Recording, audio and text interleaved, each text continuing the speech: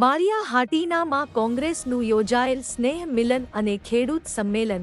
આજે માળિયાહાટીના તાલુકામાં કોંગ્રેસનું સ્નેહ મિલન અને ખેડૂત સંમેલન યોજાયું હતું। આ સંમેલનમાં ગુજરાત પ્રદેશ કોંગ્રેસના આગેવાન હીરાભાઈ જોટવાએ ભાજપ સરકારની ટીકા કરતા જણાવ્યું હતું કે ભાજપ સરકાર અત્યારે કોઈનું સાંભળતી નથી। ખેડૂતો મોંઘા ભાવની દવા અને ખાતર લઈ વાવણી કરે છે, પછી ખેડૂતોને પોતાના માલની ઉપજનો પૂરતો ભાવ મળતો નથી। આ સરકાર અન્યાય અને કિનાખોરી પણ રાખે છે। હીરાભાઈ જોટવાએ એમ પણ કહ્યું હતું કે 50 રૂપિયાનું પેટ્રોલ મળવું જ એને બદલે ભાજપની આ સરકારમાં 100 રૂપિયા સુધી પેટ્રોલનો ભાવ છે। આમ દિવસે ને દિવસે મોંઘવારી વધતી જાય છે, પ્રજા ખૂબ જ નારાજ છે, એમ શ્રી હીરાભાઈ જોટવાએ જણાવી ભાજપ સરકારની આકરી ટીકા કરી હતી।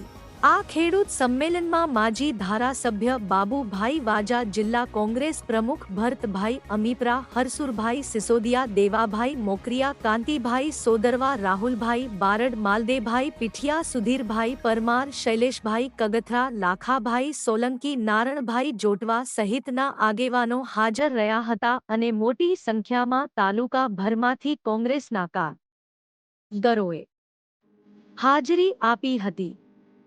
માળિયા તાલુકાના સમાચાર જોવા માટે અમારી ચેનલને સબસ્ક્રાઇબ કરો। રિપોર્ટર બનેસિંહ ચુડાસમા, માળિયાહાટીના।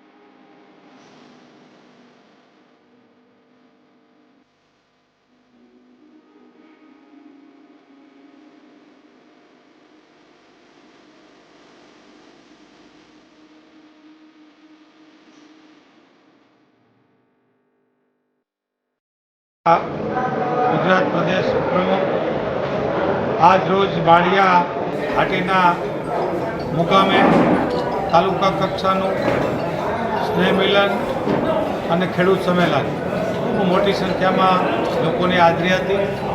ખેડૂતોના પ્રશ્ન વીમા એના ભાવો પૂરતા નથી મળતા તે અને એમના જે ઉપજ થાય એમના ભાવ નથી મળતા, એમની સામે ખૂબ મોંઘા દવાઓ, રાસાયણિક ખાતરો અને સમય મળતા નથી, એવી બધી ફરિયાદો પણ આજે સામે આવી। હાલ ભારતીય જનતા પાર્ટીને 156નો ધક્કો લાગ્યા પછી કોઈનું નથી સાંભળતા।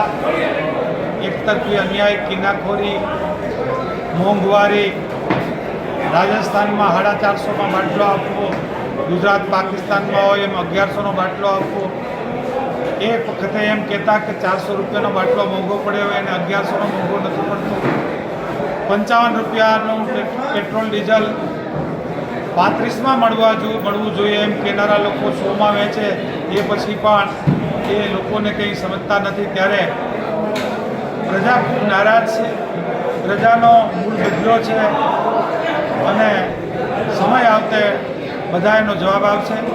કોંગ્રેસ પાર્ટીએ વિપક્ષતાની ભૂમિકા ભજવી, લોકોને જનજાગૃતિ લાવી, ઉજાગર કરી, લોકોની સાથે રહી, લોકોના પ્રશ્નોને વાચા આપવાનું હંમેશા માટે અમે કામ કરતા રહીશું. જય હિન્દ, જય ભારત.